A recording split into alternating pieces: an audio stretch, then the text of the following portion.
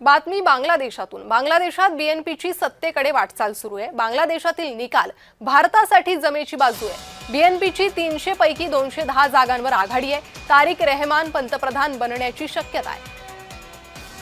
तर तारिक रहमान हे बांगलादेशचे पंतप्रधान बनण्याची शक्यता आहे। बांगलादेशमध्ये काल मतदान झालेलं आहे। आज मतमोजणी सुरू आहे। कोण आहेत तारिक रहमान पाहूया। बांगलादेश नॅशनलिस्ट पार्टीचे ते प्रमुख। वडील जिया उर रहमान माजी राष्ट्राध्यक्ष होते।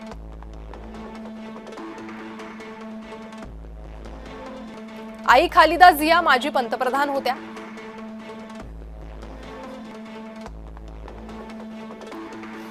सतरा वर्षांपासून लंडनमध्ये ते वास्तव्यास होते।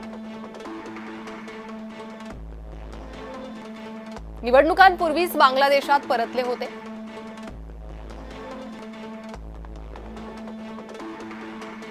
शेख हसीनांचं सरकार असताना 84 खटले दाखल। शेख हसीनांचं सरकार जाताच सर्व 84 खटल्यातून निर्दोष मुक्तता झाली। आईच्या निधनापासून रहमान बीएनपीच्या प्रमुखपदी।